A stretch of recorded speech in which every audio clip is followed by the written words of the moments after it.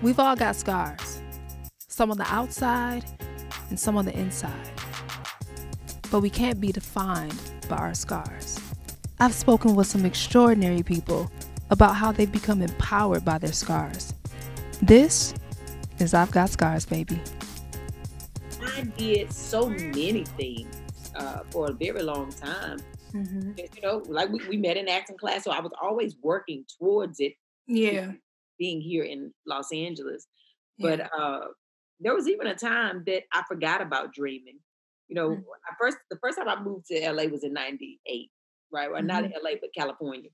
Down in Orange County. Thought I was close to Hollywood, but was not. It was rented from someone that I did not really know. And she was pretty much kind of taking advantage of me. I was working 2 jobs at 19 years old. And we had only moved out here to try to pursue acting, but I couldn't even get to Hollywood. You know, I was nowhere near the area of where you can audition and do any of those things. Yeah. And I knew nothing, right? I knew nothing. I just knew I had this dream.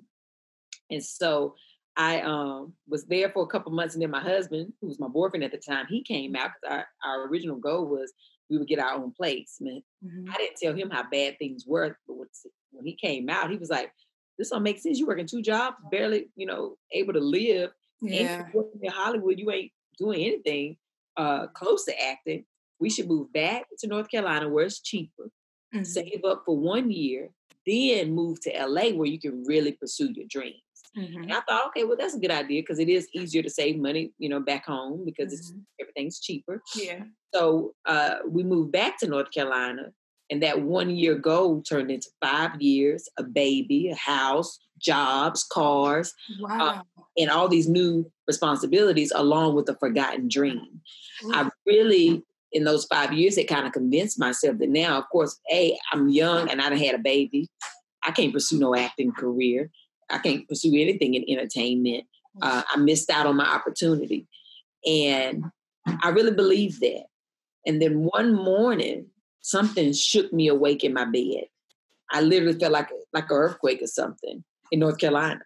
And when I woke up and I opened my eyes, I heard a voice that sounded like thunder.